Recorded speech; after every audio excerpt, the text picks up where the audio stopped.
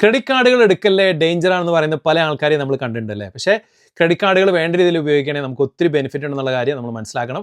അപ്പോൾ ഇന്ന് പറയാൻ പോകുന്ന ഒരു തരം ക്രെഡിറ്റ് കാർഡുകൾ എന്ന് പറഞ്ഞു കഴിഞ്ഞാൽ നമ്മൾ പൈസ സ്പെൻഡ് ചെയ്യുന്നതനുസരിച്ച് നമുക്ക് പോയിന്റ്സ് കിട്ടുന്നു. ആ പോയിന്റ്സ് നമ്മൾ റിഡീം ചെയ്ത് എയർലൈൻ മൈൽസോ അല്ലെങ്കിൽ ഷോപ്പിംഗ് വൗച്ചേഴ്സ് ഒക്കെ ആക്കാം. പക്ഷേ എൻ്റെ പ്രിഫേർഡ് ആയിട്ടുള്ള മെത്തേഡ് എന്ന് പറഞ്ഞു കഴിഞ്ഞാൽ എയർലൈൻ മൈൽസ് ആക്കുക. എന്നിട്ട് നമ്മൾ ഫ്ലൈറ്റ് ബുക്ക് ചെയ്യാൻ നേരത്തെ ഒന്നില്ലെങ്കിൽ അപ്ഗ്രേഡ് മേടിക്കുകയോ അല്ലാന്നുണ്ടെങ്കിൽ നമുക്കത് ആ ഫ്ലൈറ്റ് ടിക്കറ്റിൽ നമുക്ക് ഡിസ്കൗണ്ടും കാര്യങ്ങളൊക്കെ മേടിക്കാം. ഒത്തിരി പൈസ ഞാൻ കഴിഞ്ഞ കുറേ വർഷങ്ങളായിട്ട് സേവ് ചെയ്തിട്ടുണ്ട്. ഇപ്പോൾ ഞാൻ ഇന്ന് പറയുന്ന കാർഡ് എന്ന് പറഞ്ഞു കഴിഞ്ഞാൽ അമേരിക്കൻ എക്സ്പ്രസിൻ്റെ ഗോൾഡ് കാർഡാണ് UK. അപ്പോൾ നമുക്ക് തീർച്ചയായിട്ടും ആ കാർഡ് ഇപ്പോൾ എടുക്കുമ്പോൾ ഈ ലിങ്ക് വഴി എടുക്കുമ്പോൾ നമുക്ക് 22,000 പോയിന്റ്സിന് പകരം നമുക്ക് 40,000 പോയിന്റ്സ് കിട്ടും. പക്ഷേ ശ്രദ്ധിക്കേണ്ട കാര്യം എന്ന് പറഞ്ഞു കഴിഞ്ഞാൽ ആദ്യത്തെ 3 മാസത്തിനുള്ളിൽ നമ്മൾ 3,000 amount സ്പെൻഡ് ചെയ്യണം എന്നുള്ളതാണ് കേട്ടോ. പക്ഷേ വേറൊരു കാര്യമുള്ളത്, പ്രയോറിറ്റി പാസ് ഉണ്ട് അതിൻ്റെ ഒപ്പം.